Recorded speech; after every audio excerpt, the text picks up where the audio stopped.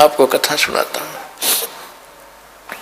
एक सम्मन नाम का मनियार था, बहुत ही निर्धन गरीब थे। दोनों पति पत्नी, उसकी पत्नी का नाम नेकी था और दोनों पति पत्नी परमात्मा के शिष्य हो गए थे, कबीर भगवान के ज्ञान से परिचित हो गए थे। एक उनका लड़का था 10-12 वर्ष का, उसका नाम सेऊ था। सेऊ, शिव कहते हैं उसे, सेऊ कहा करते उसको। तो तीनों के तीनों भगवान के ज्ञान में खूब रंगे हुए थे और जहां भी वो जाते थे सम्मन और नेकी पति पत्नी चूड़ियां पहनाने के लिए गांव नगर में, तो वहां परमात्मा कबीर जी की चर्चा करया करते थे कि हमारे गुरुजी इतने सक्षम है, हमारे गुरुजी इतने सक्षम है। ऐसे सिकंदर लोधी की जलन का रोग ठीक कर दिया, एक गऊ काट दी थी सिकंदर लोधी ने, वो जीवित कर दी। तो औरतें सुनती थी लेकिन मन में दोष रखती थी कि ये बेकार रखे गरीब आदमी, ऐसे कभी हो सकता है? अगर ऐसा होता तो ये होता वो होता, मतलब मन में अंदर दोष रखती थी, सुन अवश्य लेती थी। एक दिन क्या हुआ कि कबीर परमात्मा जी उनके घर चले गए। अचानक घर चले गए तो क्या देखा कि खाने का के लिए पूछा, 3 जने थे। इसी प्रकार एक कबीर परमात्मा जी ने एक कमाल नाम के लड़के को, 12-13 वर्ष की आयु का था, उसको मुर्दे को जीवित किया था। एक शेख तकी नाम का मुसलमान पीर था जो परमात्मा कबीर जी से ईर्षा रखता था। उसने ये शर्त रखती थी कि कोई मुर्दा जीवित कर देगा कबीर सिकंदर लोधी राजा के सामने, ये शर्त रखती थी दिल्ली के बादशाह के सामने कि यदि कोई मुर्दा जीवित कर देगा कबीर तो मैं कबीर जी को अल्लाह का अवतार मान लूंगा, नहीं तो नहीं मानूंगा। और मुसलमानों को कह दूंगा कि राजा काफिर हो गया है और काफिर को गुरु बना लिया है। सिकंदर लोधी चिंतित हुए, तब कबीर साहब ने कहा था कि टेंशन ना ले राजा, इसको कह दे कोई मुर्दा मंगा ले। परमात्मा की दया हुई, जिस दरिया के ऊपर बैठे थे ठहरे थे वहीं पर एक मुर्दा बालक, घर वालों ने उसको अंतिम संस्कार करके, मृत्यु हो चुकी थी बालक की, वो 100 भेज देते, जल प्रवाह कर दिया। कई कबीले ऐसे होते हैं जो दफनाते नहीं, जलाते भी नहीं, वो जल प्रवाह कर देते हैं। वो बच्चा मरा हुआ आ रहा था 100, तब कबीर साहब ने, सब हजारों की संख्या में सैनिक थे, अंगरक्षक थे, उस बच्चे को जीवित कर दिया था और वो बच्चा फिर परमात्मा के साथ बालक रूप में रहा था। परमात्मा का अपना कोई बच्चा नहीं था। तो सभी ने कहा था जब लड़का जीवित हो गया कि कमाल कर दिया, कमाल कर दिया, भगवान आपने कमाल कर दिया, उसका नाम कमाल रख दिया। वो बच्चा भगवान के साथ परमात्मा ने पुत्र रूप में पाला। एक दिन उस कमाल का ये भ्रम हो गया था कि मेरे जैसा सेवक भगवान आपका और नहीं। अब उसकी फड़क निकालने के लिए गोरखनाथ, एक शेख फरीद जो परमात्मा, वो पहले गलत डलेड हुआ था, कुएं में भी लटक गया था, परमात्मा वहां पहुंचे थे और उससे कहा था कि भले आदमी तू क्या कर रहा है कि मैं भगवान को दर्शन करने के लिए कुएं में उल्टा लटका हुआ हूं, तपस्या कर रहा हूं। तो परमात्मा ने कहा था कि मैं हूं वो भगवान, अल्लाह अकबर जिसकी तू खोज कर रहा है। तो शेख फरीद कहने लगे कि बकवाद ना करे भगत, भगवान ऐसा थोड़ा ही होता है, भगवान देखा थोड़ा ही जाता, तो निराकार है, वो बेचून है। परमात्मा ने कहा भले आदमी, यदि परमात्मा निराकार है और आप उसके दीदार के लिए कठिन तपस्या कर रहे हो कितने वर्षों से, अब कुएं में भी अंतिम सांस गिन रहा है उसके दर्शनार्थ, और उधर से कहो निराकार है, तो दर्शन खाक के करोगे तुम? अब कहते गामकार ज्ञान का तो चमका ऐसा लग गया, अगर ओ सेध जा एकदम बुद्धि बदल गई, तेरा गजब हो। एक तरफ तो हम बेचून कहते, निराकार कहते हैं, फिर हम समाधि लगाते हैं, उसको देखेंगे, खाक देखोगे, देखने के लिए प्रयत्न कर रहा है। जब कऊ इतना कमजोर हो गया था शेख फरीद, 12 वर्ष में 50 किलो अन्न खाया था, 50 किलो। ये देख लो 12 वर्ष में, यानी नाम मात्र रोजाना, कि भगवान मिल जाए किसी तरह, आलस ना हो। और कौवे आगे थे, यानी कति अस्थि पिंजर शेष रह गया था, कौवे आगे आंख काटन खातिर कि और तस मांस की तो है नहीं आदमी के, आंख आंख खा ले। तब उसने कहा था कि हे कौव्यो, मेरे शरीर पर कहीं मांस बचा हो वो खा लो, मेरी आंख मत छूना, मैं भगवान के दर्शन करना चाहता हूं, आंखें आंखें छोड़ दे। इस डर से भाई बाहर रहूंगा तो कौवे खा जाएंगे, आंख फोड़ देंगे, दर्शन कैसे करूंगा, इस उद्देश्य से कुएं में लटक गया था उल्टा। तब भगवान गए थे कि भी वो मरेगा भगत, और खड़ा होकर उसको रस्से से पग लटक रहा था, बाहर निकाल लिया। वो लटका लटका कह रहा कि ए भाई मुझे छेड़े ना, मुझे ना छेड़, तू अपना काम कर, मैं अपना कर रहा हूं। उसने सोचा कोई पाली पोली बकवाद कर रहा है। भगवान ने कहा कि तू क्या कर रहे हो आप यहाँ पर बात महात्मा जी, कि मैं भगवान के दर्शन के लिए साधना करता हूँ। परमात्मा ने कहा कि मैं हूं वो अल्लाह अकबर जिसको तुम देखना चाहते हो। अब शेख फरीद ने कहा कि देखो भाई, ऐसी बात नहीं करनी चाहिए, आपको पाप लगेगा।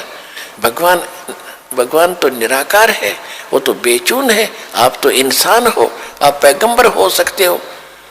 परमात्मा बोले मैं तो चलो इंसान हूं, और आप जिसको खोज रहे हो वो निराकार है, और वो वैसे कह रहे हो कि मैं भगवान के दर्शन करने चाहता हूं, मेरी आंख भी खराब ना करियो अभी। तो निराकार के दर्शन महात्मा जी करोगे कैसे? भले आदमी एकदम चक्कर काट गया, पैर पकड़ लिए नू के नू कि अल्लाह तो नहीं मानने थे कि भगवान होगा, पर बाखबर जरूर है, यह जचगी की बाखबर है। तब परमात्मा ने उसको कहा कि इस देही से क्यों दुश्मनी कर ली तूने, भूख ढंग से रोटी खा, थोड़ी खा, घना मत खा। प्रथम अंदल संयम राखे, योग युग सब सतगुरु भाखे। गीता अध्याय नंबर 6 के श्लोक नंबर 16 में कहा है कि हे अर्जुन, ये योग यानी भक्ति साधना, न तो न खाने वाली यानी व्रत रखने वाला कति खावे नहीं भोजन, या न अधिक खाने वाले का, न ज्यादा जागने वाले का, और न ज्यादा सोने वाले का कभी सफल नहीं होता। और सूक्ष्म वेद में कहा कि प्रथम अंदर संयम रखे, और योग युग सब सतगुरु भाखे, कि परमात्मा सतगुरु बताओगा सही साधना कि भोजन इतना खावे, यानी घना भी नहीं खा ले तो अंगड़ाई टूटे जा, फिर भक्ति कैसे करेगा, नींद आवेगी। और थोड़ा भी नहीं खावेगा, कदम ऐसे रीढ़ की हड्डियां मुड़ जाए, आंत इकट्ठी हो जाए, ये क्या मतलब है? यानी हिसाब का खाना खावे, संयम से खाए और भक्ति करो। तो उसके बाद वो शेख फरीद जी भगवान के साथ रहते थे, उनको सही भक्ति बताई थी। तो शेख फरीद और कमाल और साथ में भगवान तीनों पहुंच गए उस सम्मन के घर पे। और जाते जब उन्होंने देखा आज गुरुजी, और उस दिन वो चर्चा कर रहे थे, उनका लड़का विशेष आग्रह कर रहा था कि एक बार गुरुजी अपने घर आ जा। तो गांव के बच्चे यूं कहते हैं माता जी कि तुम्हारे गुरुजी तो राजाओं के घर जाते हैं, गरीबों के कौन आवे, जब जाने तुम्हारे घर आ जा। जब देखे तुम कहते हो हमारे गुरुजी भेदभाव नहीं करते, जब जाने तेरे घर आ जाए। तो बच्चों से चिढ़ाते थे, वो बड़ा दुखी था। उस दिन चर्चा ही चल रही थी, तभी भगवान आकर वहां प्रकट हो गए। तीनों के तीनों गेट पर खड़े हैं, और दौड़े दौड़े अंदर से पीछे वाली कुटिया से भागे आए आगे, और खड़े खड़े स्तब्ध रह गए कि ये क्या स्वप्न देख रहे हैं कि सचमुच भगवान है ये। गुरुजी आगे, कहीं आशा भी नहीं थी उनको। तब कमाल ने कहा कि गुरुजी को बैठने के लिए भी कहोगे, खड़े रखोगे? तब एकदम स्वप्न सा टूटा, चरणों में गिर गए, दंडवत प्रणाम किया, फिर बैठ गए। अब सम्मन काफी देर गुरुजी के पास बैठे रहे, चर्चा चलती रही। फिर कहा जी भोजन की सुनाओ। परमात्मा ने कहा भी भोजन खाएंगे, पैदल चलकर आए हैं, सभी को भूख लगी है, बेटा तैयारी करो। अब सम्मन आया अपनी नेक की पत्नी के पास, कहा कि भोजन बनाओ गुरुजी के लिए, भक्तों के लिए।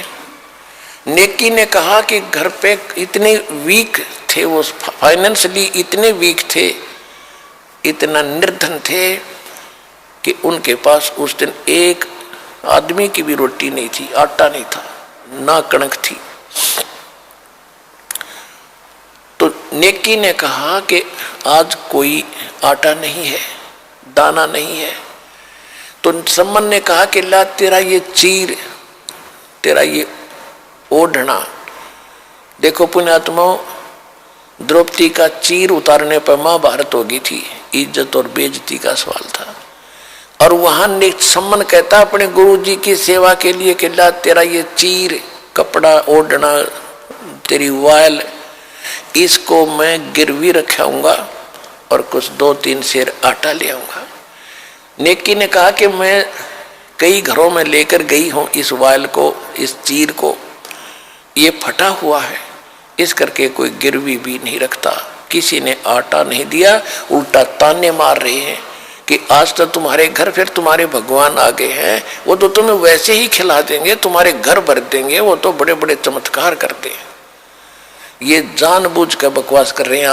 आज हमें ये आटा जान कर नहीं दे रहे, नहीं तो उधारा तो वो भी दे दिया करें गांव के गांव में। तो जानबूझ कर, वो नगर पैसे वाला घना था, इसलिए वो मस्ती मारे थे गरीबों के साथ। गरीब को तो वैसे ही नहीं सताना चाहिए और भगत को सताएगा तो घना पाप लगे। तो सम्मन बोला अब क्या करूं, वो तो कलेजा पकड़ के बैठ गया। जमीन पर चक्कर आने को हो गए। पहली बार गुरु जी आए मेरे कर्महीन के द्वार पे, हे परमात्मा मैं कितना दुष्ट हूं, आज मैं अपने गुरु जी की सेवा भी नहीं कर सकता है, इस पापी को पृथ्वी पर क्यों छोड़ा दाता। ऐसी ऐसी बातें करके घना चिंतित हो गया।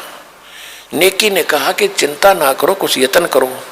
क्या यत्न करूं अब, सम्मन ने पूछा कि ऐसे करो, अब तो गुरु जी से कह दो कि जी सुबह भोजन कराएंगे, ये खूब समझ जाएंगे, महात्मा है, दोबारा जिक्र नहीं करेंगे। तो सुबह कहाँ से लाएंगे, सम्मन ने कहा कि सुबह कहाँ से आएगा, झूठा और बनूंगा। तो नेकी ने बताया कि रात्रि के समय तुम चोरी करने जाना पिता पुत्र, और 3 सेर आटा चुरा लाना किसी का, महात्मा को संतों का भोजन करा के और इनको विदा कर देंगे। तो नेकी प्रति वो शिव जो लड़का था छोटा सा, प्रतिदिन सुना करता सत्संग में कि हे माता जी, गुरु जी तो कहते हैं जो चोरी करते हैं उनको बहुत पाप लगता है, वो माँ अपराधी व्यक्ति होते हैं, और आज हमें चोरी करने की आप सलाह दे रहे हो, आपको पाप लगेगा। तब उसने कथा सुनाई, बेटा इस नगर का हमने अन्न खाया है और इस नगर के अंदर माया ज्यादा है, पैसे घने हैं इनके पास, इनकी बुद्धि घूमगी, ये भगवान से नहीं डरते।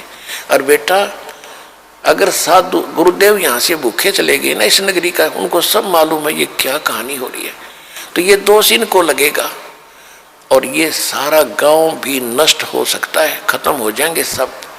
एक कथा सुनाई कि ऐसे एक नगर था, उसमें पैसे वाले लोग घने थे, साधु संतों का आदर करना छोड़ दिया था। उस नगर के पास एक सिद्ध पुरुष आके रात्रि में रुक गया, उसके साथ एक बच्चा था, उसका चेला था। वो खाना मांगने के लिए नगरी में गया तो उस नगरी ने सब ने मजाक कर दिया कि तू मस्टंडा है और खाने कुमाने योग के योग्य है, और तुम मांगते फिरते हो, हमारी मजदूरी कर लो, पल्लेदारी कर लो, चलो तो रोटी मिल जाएगी। वो सारी नगरी में घूम कर खाली हाथ चला गया। संत ने पूछा बेटा क्या बात हुई, उस भगत ने कहा, शिष्य ने कहा गुरुदेव ऐसी नगरी मैंने नहीं देखी, सीधे मुंह बात भी नहीं करते और ऐसी ऐसी बकवास करे। सिद्ध ने कहा कि तू सुबह फिर जाना। अब वो सुबह फिर गया, सुबह गया तो वही बातें, फिर वो वापस आ रहा था। रास्ते में एक कुम्हार था, कुम्हार का घर था, विधवा थी वह कुमारी, 5-4 बालक थे छोटे छोटे, वो खुद काम करके गुजारा कर रही थी। अब उसने वो बच्चा श्याम को भी जाते देखा था, उसको मालूम था कि कोई अन्न नहीं देगा। और कुछ साधु संत ऐसे होते थे जो छोटी जाति वालों का भोजन नहीं लेते थे, इसलिए उसने टोका नहीं कहीं शराब ना दे दे। तो जब वो बच्चा अगले दिन भी खाली जा रहा था, कुमारी के घर से ही रास्ता जाता था आसपास से, तब उस कुमारी ने बहन ने कहा कि महाराज जी भोजन नहीं मिला दिखा है। अगर नहीं माता जी नहीं मिला कि मैं हूँ कुम्हार जाति से और ये आटा ले जा, तेरे गुरु जी को बता देना, वैसे मत कहना कि एक कुम्हारी ने दिया है, इच्छा हो तो खा लेंगे, नहीं डाल देंगे कहीं चींटियों को। अब वो लेकर के चला गया, उसने सारी कहानी बताई। जी उस नगरी में तो जालिम लोग रहते हैं, और ये आटा ऐसे एक माई ने दिया है, वो कुम्हार जाति से है, आपकी क्या आज्ञा है भगवान। गुरुदेव बोला बेटा यह आज्ञा है मेरी, तू वापस जा और इस भोजन को बना ले, खा ले, मैं तो खाऊंगा नहीं। और वापस जा, उस बेटी ने कह दे कि यहाँ से अपने परिवार को उठाकर ले जा, शाम से यहाँ से वक्त से लाद ले जा अपने सारे सामान ने, रात को ये नगर नहीं रहेगा। और ये बताएगी नहीं किसी को, नहीं तो वो भस्म हो जाएगी। और जहां रात हो जा वहीं रुक जाना, वहीं बस जाएगी, वहीं बस जाएगी, उसका वहीं पर वास हो जाएगा। अब उस संत ने आके बताया वशिष्ठ ने कि हमारे मेरे गुरुजी बहुत सिद्ध पुरुष है, जो वचन निकाल देते माई सच्ची मान लेना। और उन्होंने कहा तू यहाँ निकल जा अपने सारे साजबाज ने लेकर, जहां तुझे रात हो जा वहीं रुक जाना, वहीं तू बस जाएगी और रात को ये पूरा नगर खत्म होगा। इन साधु संतों को भूखा रखा है। तो माई पता था साधु संत की वचन पहले बहुत इस तरह के सिद्ध पुरुष निरे होया करते थे, इनका डर भी था। माई ने जब लाद लिए सारे भाषण गधों पर, और चलते चलते वहाँ रुक गई, जाकर वहाँ से उस नगर से थोड़ी सी दूरी पर 10-15-20 किलोमीटर वहाँ रात होगी, वहीं रुक गई। और रात को वो सारा का सारा नगर कति नाश हो गया। ये साथ में एक अग्रोहा स्थान है, यहाँ ज्यादा सेठ रहते थे पैसे वाले, ये एक सिद्ध पुरुष ने खत्म किया था। यहाँ से एक माई चली थी, वो कुम्हारी, एक कुम्हारिया गांव बसा है, उस कुम्हारी के नाम से। अब सुबह सारे वो नाश हो गया, कति एक भी नहीं बच्चा, क्यों रात ने सारे अंदर, रात ने भूकंप का करके सिद्धि से सब खत्म। अब जब ये पता चला क्षेत्र वैसे गांव गर्क गया, गांव नष्ट हो गया, कौन बचा है? उस माई ने बताया कि मैं बची हूं, और एक साधु ने ऐसे बताया था, उन्होंने ऐसा ऐसा किया और मेरे को बता दिया था, मुझे बताने का आदेश नहीं था, मैं उनको नहीं बता पाई।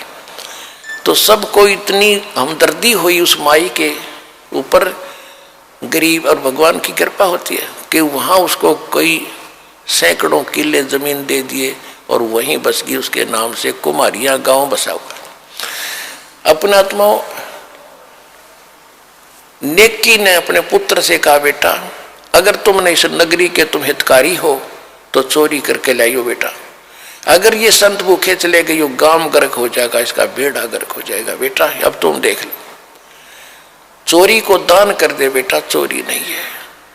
और हम साधु संतों के लिए हम नहीं खाएंगे एक दाना भी, ये प्रण पक्का है। संबंध से वो बोला वहां बिल्कुल सही है, इस नगरी की हम रक्षा करेंगे, तो हमारे साथ कुछ भी बनो। दोनों बाप बेटा रात्रि में एक सेठ के घर पर जाकर सुराख लगा लिया दीवार में, और सेव अंदर चला गया। पहले सम्मन कह रहा था बेटा तू बाहर रहे, मैं जाऊंगा। सम्मन सेव ने कहा कि नहीं पिताजी, आपको पकड़ लेंगे तो इस लाला जी की राजा तक पहुंचे, आपको फांसी लगवा देगा, और मैं बालक हूं, मुझे बालक समझ कर छोड़ देंगे।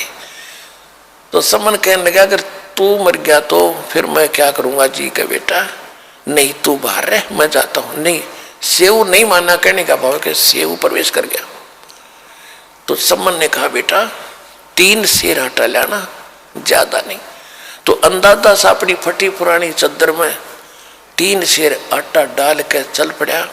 चलने लगा, जब आवाज होगी खुड़का होने से, शोर होने से, लाला जी जग गया, वहीं सो रहा था दुकान में, और उसने जो सेव निकलने की चेष्टा कर रहा था उसके पैर पकड़ के घसीट लिया वापस के चोर चोर चोर करके। तब तक उसने वो आटा बाहर फेंक दिया था, पोटली में बांध के पिताजी आप ले जाओ, मेरे को लाला जी ने पकड़ लिया।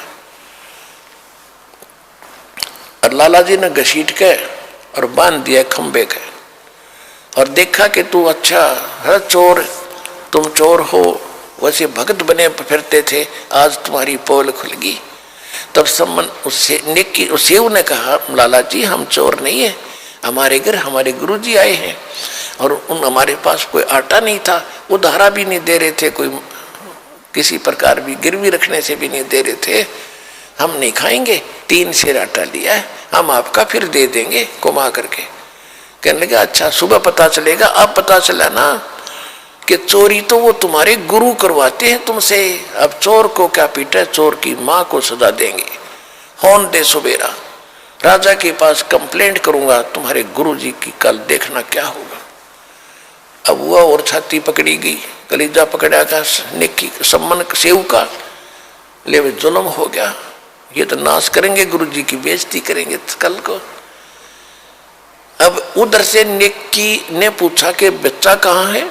जब सम्मन लेकर गया आटा, लड़के की माँ ने पूछा बेटा कहाँ है, कि वो तो सेठ ने पकड़ लिया और मैं आटा लेके आ गया।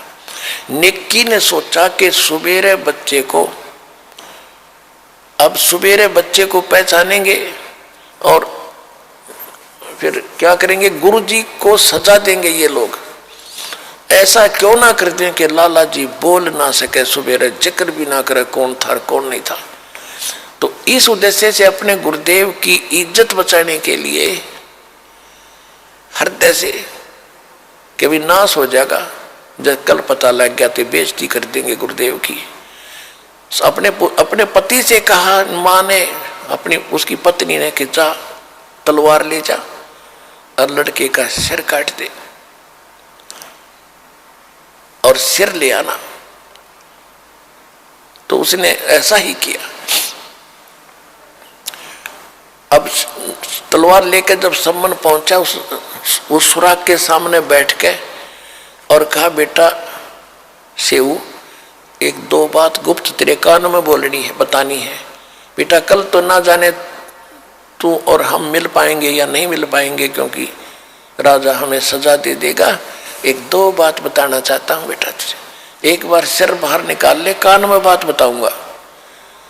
अब सम्मन ने, उसने सेव ने कहा लाला जी से कि हे लाला जी, बाहर मेरा पिता बैठा है, 2 बात करना चाहता है।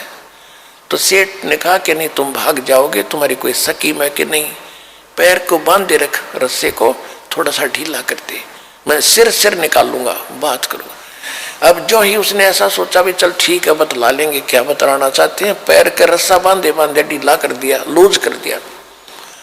अब सिर बाहर निकाल के सेऊ ने जब सिर बाहर निकाल लिया तो सम्मन का हाथ नहीं उठा। बेटे ने कैसे काटूं, गर्द छुपा ली पीछे को।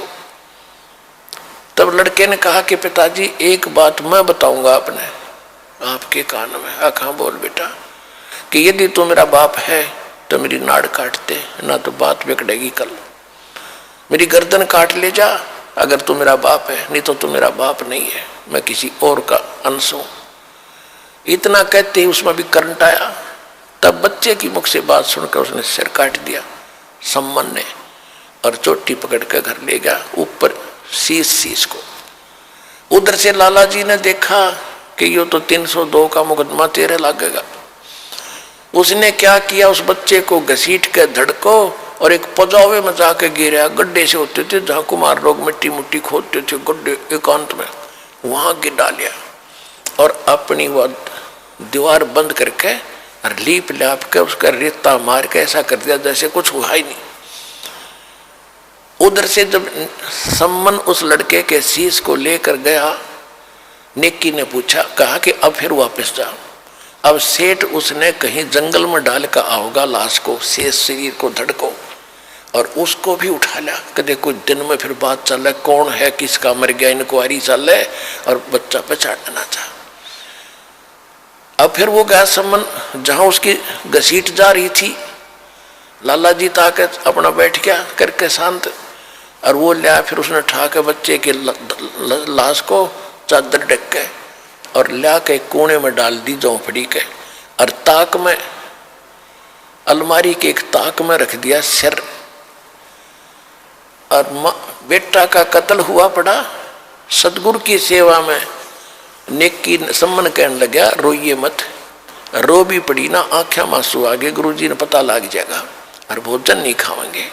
तो उन्होंने माँ ने रोटी बनाई और वक्त से 5:30-6 बजे सी। कहा कि जाके कहते गुरुदेव ने शाम की भूख लगी है, भोजन जल्दी बना दिया, खा लो। और जल्दी जान की कह भी रहे थे, हमने सुबह जल्दी जाना है, तो ये खाकर चले जाएंगे कि इनको पता नहीं लगेगा, नहीं तो रोटी नहीं खाएंगे। समन ने कहा कि आओ महाराज, भोजन तैयार है। तीनों परमात्मा कबीर जी और दोनों कमाल और फरीद जी वो बैठ के एक तरफ भगवान का आसन लगा दिया कबीर जी का, और 3 बर्तनों में भोजन सारा जितना बनाया था 3 पात्रों में डाल के धर दिया, 3 दोनों में पतलों में। थाली भी ना थी, बेचारे गरीब होंगे।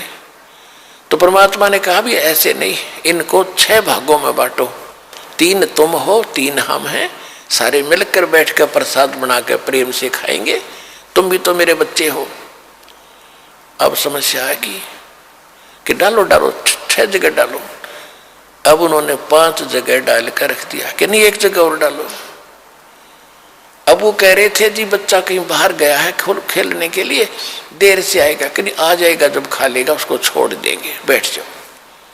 तो उन्होंने सोचा चल ऐसे भी ठीक है, ये छोड़ देंगे, गला डला डलाया, बात खत्म हो जाएगी। 6 जगह कर दिया। तब परमात्मा ने कहा कि आओ सेऊ जीम लो, ये प्रसाद प्रेम और सिर कटते हैं बेटा चोरों के, संतों को नितक से। सेऊ धड़ पे शीश चढ़ाओ, बैठा पंगत माही, और नहीं निशानी गर्दन के, यो ओ सेऊ अकनाही। बोलो कबीर भगवान की जय हो।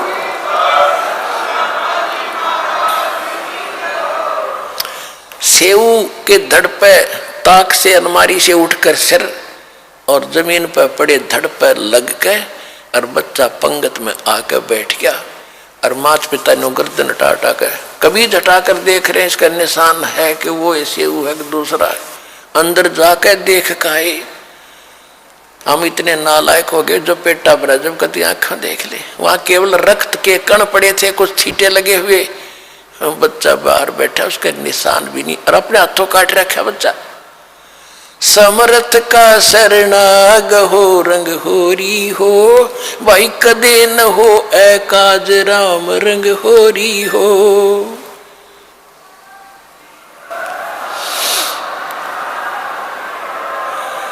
उसके बाद परमात्मा ने इतना धन दे दिया उस सम्मन को, 1 नंबर का सेठ उसी जीवन में, उस शहर में 1 नंबर का सेठ हुआ। अब यहां गरीबदास जी कहते नुक्ते ऊपर रिज जाएगा रे, करोड़ कर्म जल जा तुम्हारे। इतना समर्पण होकर देखो इस कबीर भगवान पर, ये नुक्ता था, वो कोई शौक नहीं था बच्चा काटने का, उन भगवान की इज्जत के लिए कि हमारे परमात्मा की गुरुदेव की बेइज्जती ना हो जा। इकलौता पुत्र काट दिया, आंखों मांसू नहीं आन दी, तो कहते इनसे प्रसन्न होगा भगवान, इतने सेक्रीफाइस से। कहते नुक्ते ऊपर रिज जाएगा रे और करोड़ कर्म जल जा तुम्हारे। तो अपने आत्माओं तुम ऐसे भगवान की शरण में आगे हो, सच्चे दिल तो भक्ति करो कति आत्मा से, और फिर देखना पल पल में कितने चमत्कार आपको देगा, आप सोच भी नहीं सकते, और मोक्ष देगा।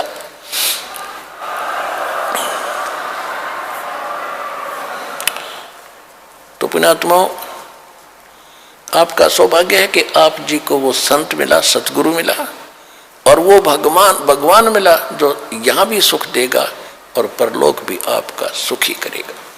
बोलो सतगुरुदेव की जय।